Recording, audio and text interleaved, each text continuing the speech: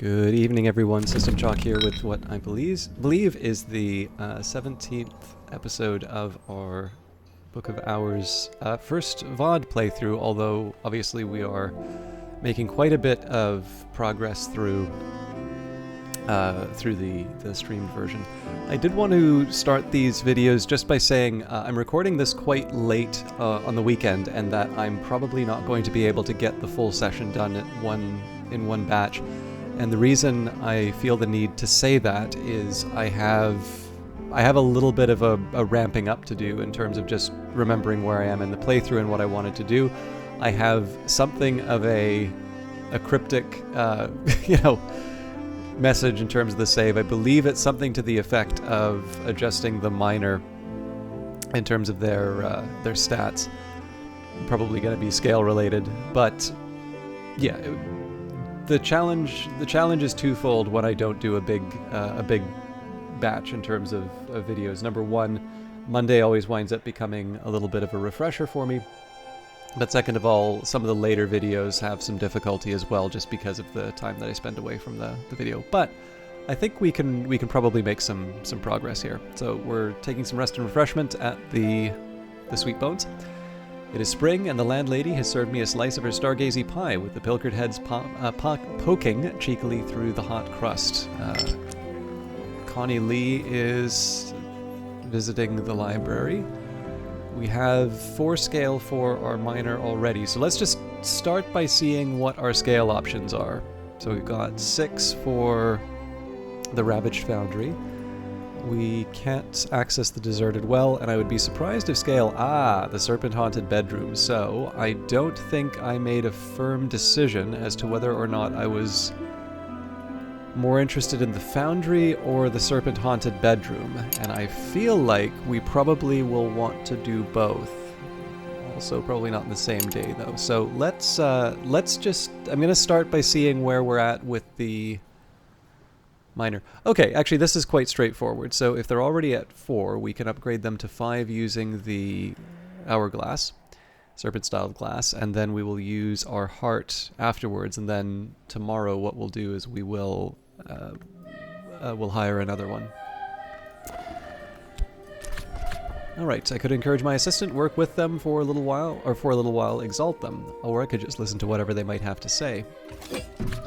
Offer a tool. I can lend my assistant something to help increasing their abilities. Now, in terms of other goals for the day, we'll probably wind up cataloging a few books. And as always, I'm not opposed to committing things to the Tree of Wisdoms, but I would very much like to have a reason for doing so rather than moving on. And yes, you can always say, well, you can boost Denzel and you can take another action during a day, but I don't really feel like that's enough. I sort of think that I would like to be a little more thoughtful in terms of how I approach things. So again, I'm not recreating what I'm doing on Twitch. I'm not trying to get as far as I can in Hush House without committing things into the Tree of Wisdoms.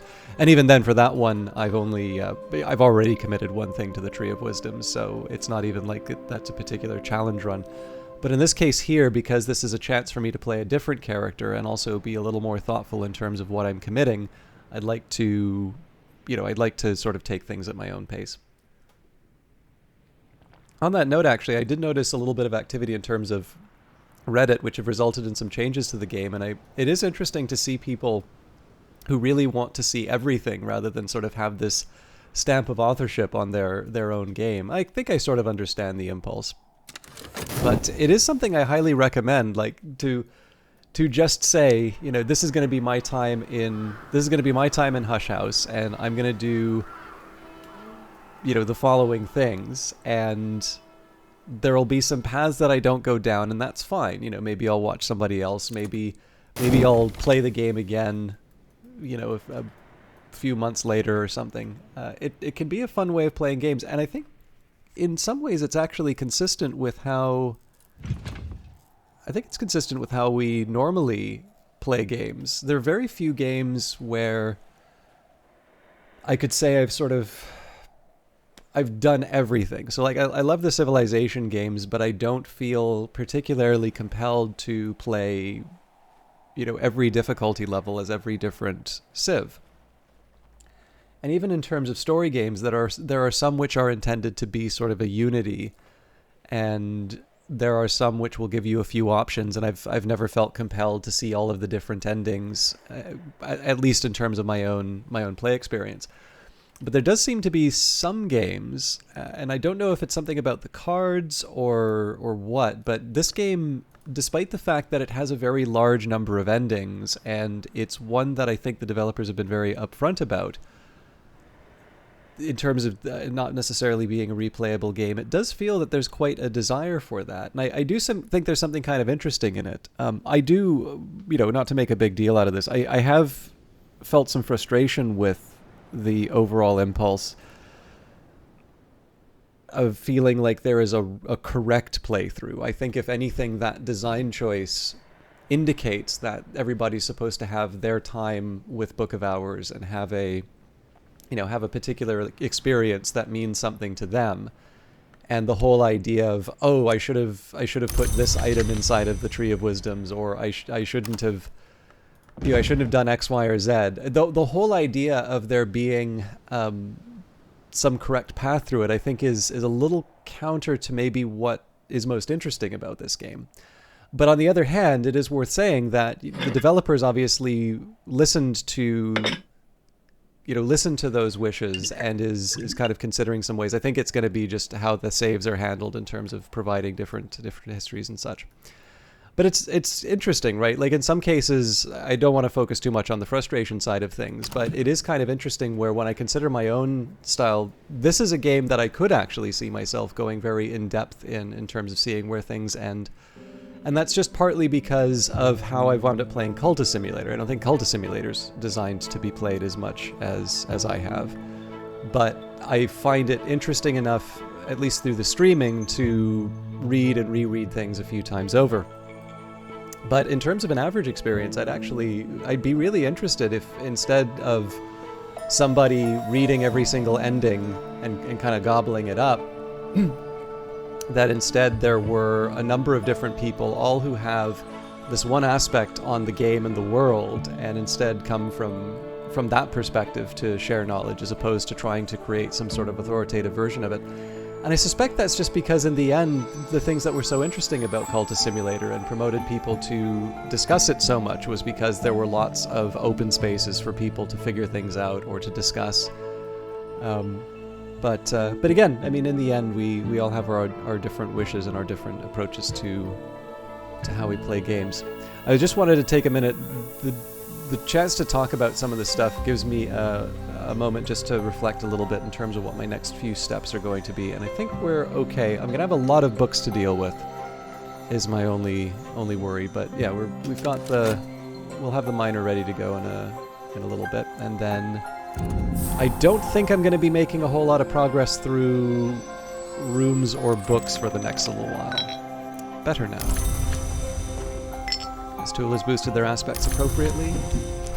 I'll speak with the tenor one more time. I am ready to lend my limbs. Boosts heart, scale, and nectar. So 30 seconds before we can open the next room. We know we'll get it because if it's an unsociable hour, we can still get the assistant to open up a room for us.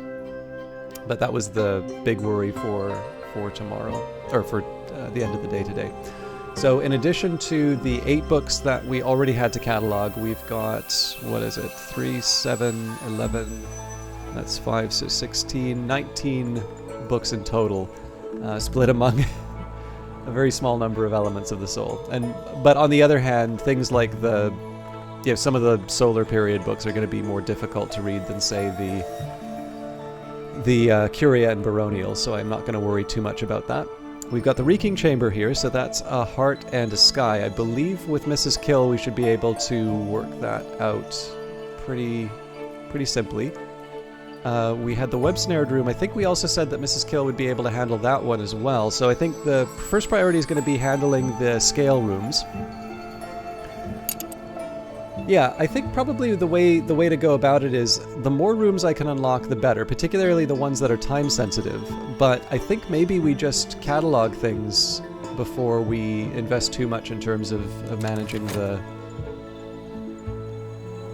rooms. Don't have anything to do with the gossip and satisfaction. That's not a huge priority right now. And we will, with Connie Lee, we had Kilisimi, which I think I was considering in terms of a purchase, actually.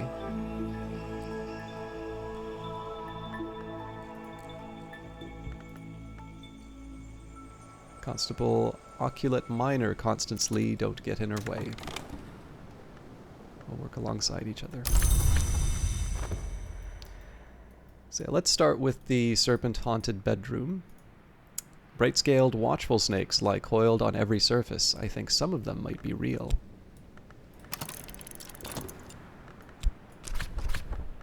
Hey, the Iron Spintria. My visitor can teach me the rudiments of this woven language. After tutoring you, the visitor will leave, even if they attended on other business. MCO Constance Lee, Constable, Oculate Minor, Constance Lee, don't get in her way, and she has visitor, Aramaic, Greek, Kilisimi, Latin. We do have the option of Moon and Sky in order to satisfy her request, but we actually have enough money to manage the day, and it is helpful to get some more languages. So we'll spend 3 minutes in tutoring. That's sort of the end in terms of individual activities I can do for the day. And what I'll do at this point is review the rooms. So here we have the reading room. Visitors were usually permitted this far into the house and no further. In the days when the librarians commanded the services of the fine takers, visitors were sometimes even left unsupervised. We've got the reading room desk. The book wheel is a DeWolf heirloom, a gift to Ava DeWolf from her admirer, the adept Franklin Bancroft. The desk and lectern are much more recent. Steel plaques both read, to Gervenius Van Loren in gratitude for his assistance in the closing of the winding stair, Yabney Hastings, Nocturnal Secretary in 1928. Now, ascending isn't that hard with the Grand Ascent, but I think we have a number of different things to do, sort of moving a little bit further, closer to the sea in terms of the house, so we're going to focus on that for now. And yeah, like I said, cataloging is, I think cataloging is number one, and then we'll maybe take some more steps in terms of figuring out where we want to go with the playthrough. We have the Violet Chamber. In the days of the DeWolfs, this chamber was reserved for the lady of the house. Later, the librarians William Harries and Gervenius Van Loren both preferred it to the librarians' quarters. Harries established a little shrine to St. Agnes in the far corner, and there it remained for many years until Van Loren ordered it removed. So this is one detail that I hadn't really noticed in a previous playthrough.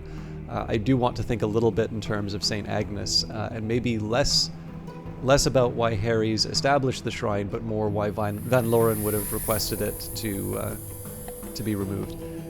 Here we have the Chair of Challenges. Here the librarian Harries sat to formulate the paradoxes he would bequeath to Van Loren, and Chaise Lounge of Conclusions. Here the librarian Van Loren lay to ponder the paradoxes he inherited from Harries. I like this, these two.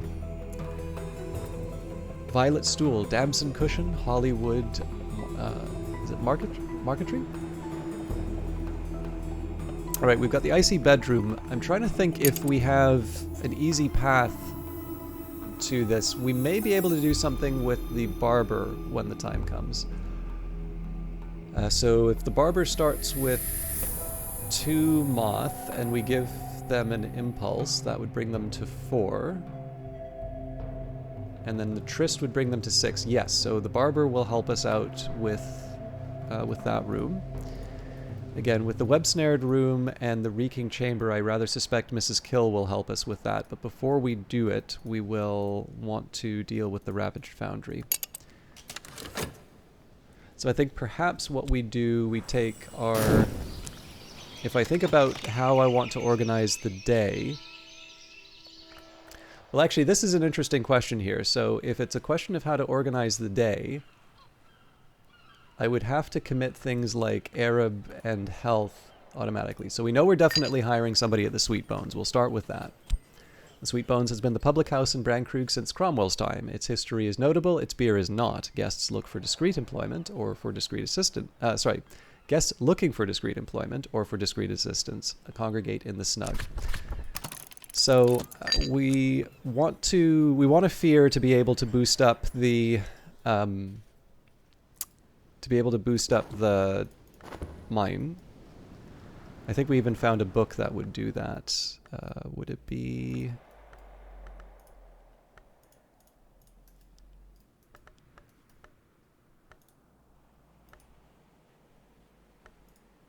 Was it Seven Faces of Icarus? I think it might have been, actually. In any case, let's think about...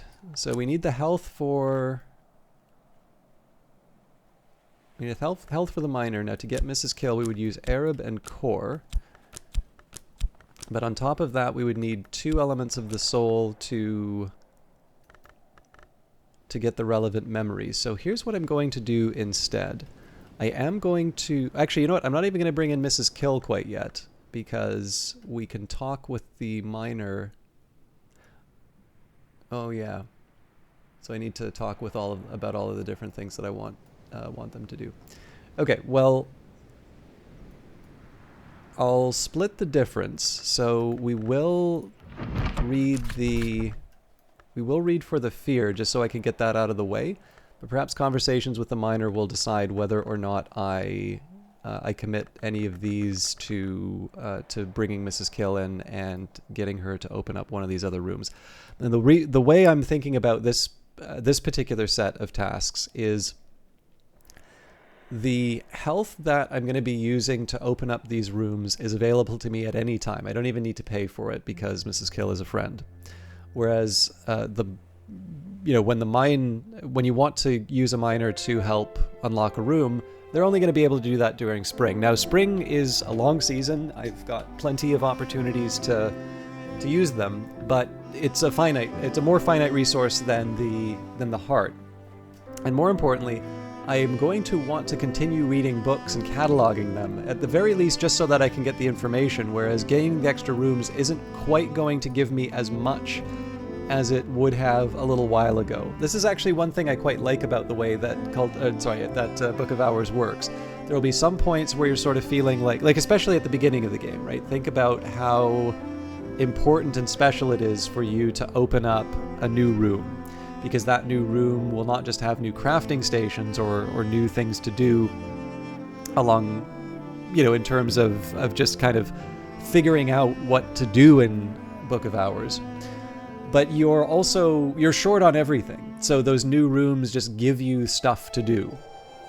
But at this point here, we're in a very different state in terms of our playthrough. We've not just got some items, but we've actually finally started organizing them a little bit. And in addition, we have far more things that we need to do just in terms of basics for the day than we really have the capacity for. Even if I committed all my skills to the Tree of Wisdoms, I suspect I would still be sort of trying to handle getting all of the different books cataloged and such.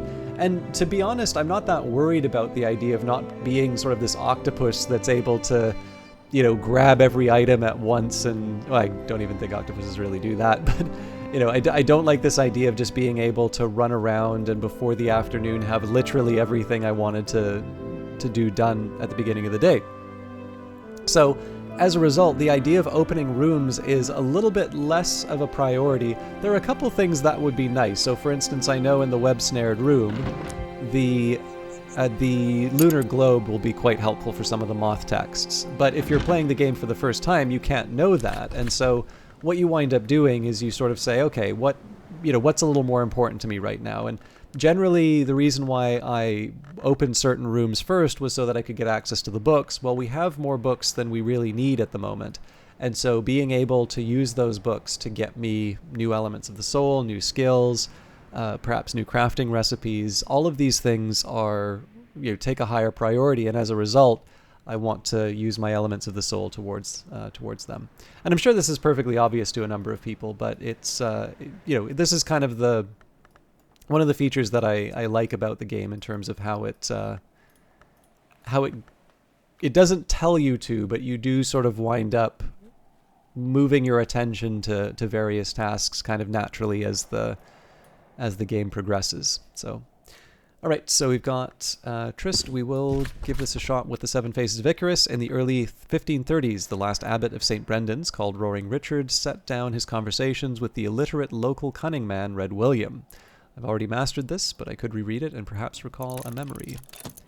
So that's going to be a minute that we're tied up, but of course we also have 2 minutes before we finish the work with Connie Lee of the Suppression Bureau.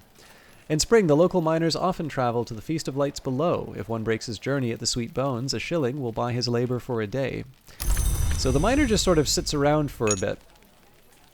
And that's just because of my choice. I mean, in the end, I did make a choice to talk with Connie Lee at the end of the day to get the tutoring.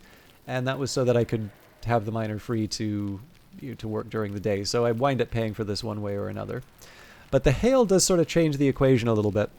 It is nice to just take a minute and reflect, is there something that I want to do with Edge? So for instance, with Denzel, if we hire him and use the hail, we would actually be able to boost the... we'd be able to go up higher in the house. And I suppose if I wanted to save some money, I could wait for access to Mr. Kill. But in this case, the hail might give me something worthwhile. Of course, I may also find a book that I want to read. So I will consider it, but I won't commit quite yet. What I am going to do, though, is catalog a few different books. So we know this Arab Fett and Faust will be free. And actually, what I think I'll do is I'll catalog them one at a time, just because there may be a book that I want to read instead of, instead of just cataloging all of them. So let's start with the Baronial. So, and here we'll use the Arab. Actually, we won't use the Arab because that has an edge aspect. So we'll use Fett and Faust. So Fett, Faust, and Arab will be the first three for cataloging.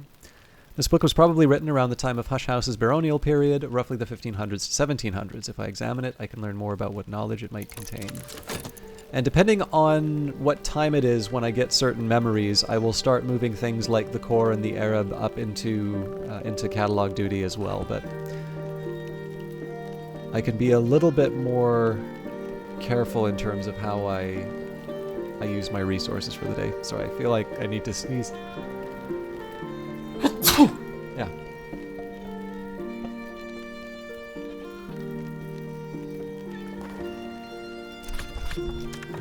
Now I have an idea of this book's nature and its content. So this is Ettery after an 8 winter text. That feels like the sort of thing that might go... Right, we aren't keeping them by style here. Yeah, I'm running out of space. I'll stick this one in this room for now.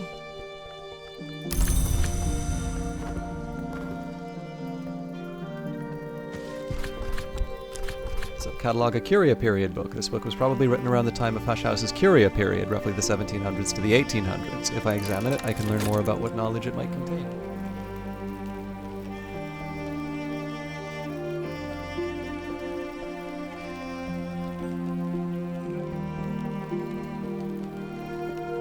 So the reasoning here for using the Faust after the Fett was, let's say that this was a sky text that had...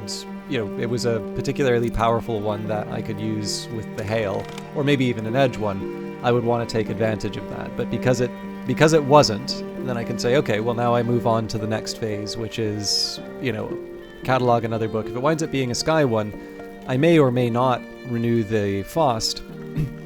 But at the very least, I've started to sort of constrain what I'm using this... what I've started to use these elements of the soul for. Whereas if I cataloged all 3 books at once, I've removed the possibility of reading any of the books on the day that I catalog them. Alright, what are we up to here? Getting the fear, no doubt. Red William describes the 7 forms in which he goes about and under the world: viper, cat, fox, eagle, dove, boar, and crow. Abbot Richard ingeniously fits all these into a framework of solar belief. According to Abbot Richard, each of Red William's forms is closer to the sun and is increasingly winged with virtue. Richard draws an analogy with the waxen wings of Icarus. Hypocrisy and false virtue will melt before the sun's heat, and so sincerity and untrammeled expression of the self are the utmost piety. It's worth noting that only a year or 2 after Richard wrote this book, John Tregonwell was so appalled by the debaucheries of the monks of St. Brendan's that he recommended the monastery's immediate dissolution. And we did indeed get a fear, so the The oldest and strongest emotion of mankind is fear, and the oldest and strongest kind of fear is fear of the unknown. So in a minute we will talk with the miner about fear, but we will leave that aside for now. Okay, Apollo and Marsyas. Now that would be the one that gets me the excuse me. That would be the one that gets me the heart boost for Mrs. Kill in the form of the storm. It does, however, I think getting the memory, I am going to have to wind up giving up one of my hearts in order to be able to read it in the first place. So let's take a minute here and see what we can accomplish. The libretto of a lost opera concerning the contest between Apollo and Marsyas and its tragic outcome. The librettist is identified only by their initials. So, let's see what heart I can bring to bear without using the core Arab or health that I have. So weaving and not working gets me 2. Edicts Inviolable does as well. Okay, so if I could somehow get a Solace or a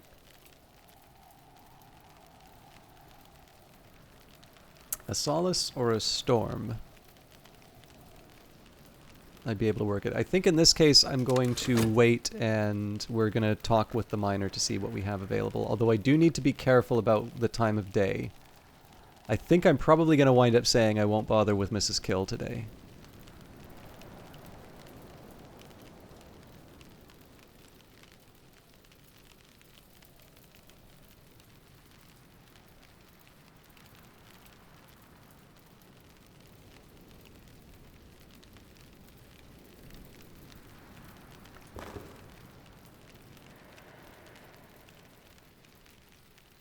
Yeah, it's going to be the afternoon when this happens, so if I want to read the book, I should get it done sooner rather than later. I've learnt enough to puzzle out books in this language, though it might be slow going. You can also use also use and improve this skill like any other skill. Okay. Let's say we talk with the miner about fear. I can discuss some memory with my assistant.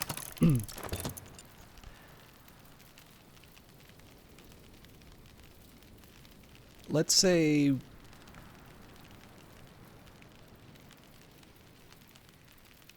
okay, so if the plan is that I don't want to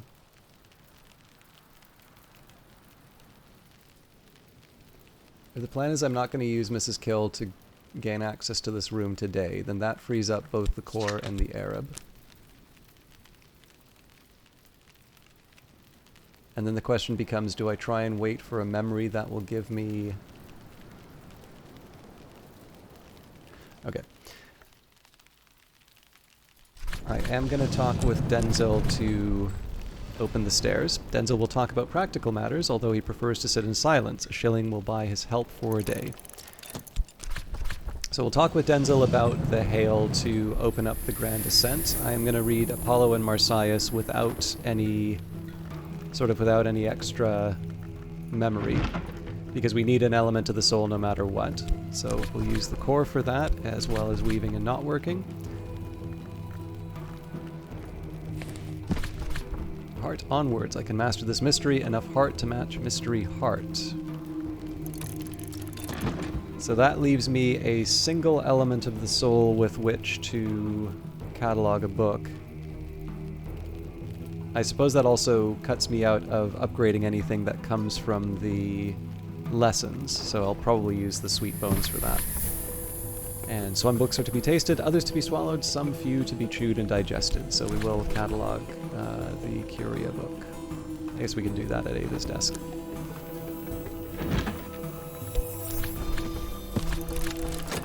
Okay, that was probably more thought than that really needed, but I'm happy that I've got a game plan, just because for the subsequent episodes that'll help me sort of decide what tasks I think are the most important. What do you need? Denzel the blacksmith will lend me his strength for a day. So the conversation with the miner is less important now. In this case, conversations with Denzil to boost him up, and then the miner will be of importance. Memories don't last long outside books, but it's made a difference for the day. So let's start by giving the appropriate edge. And in fact, let me just make sure. Yeah, 2 and 3 is good. Oop. More talk about the weather, more useful than one might expect, especially in Britain. And now I have an idea of this book's nature and its content. So another heart book. So not a bad acquisition at all. We're leaving the health aside for boosting the miner to open up the foundry. But in the case of Denzil, he's going to be able to start working on the Grand Descent right away, which is the reason we took the focus that we did. Oop, actually, you know, we'll take care of the baronial books first.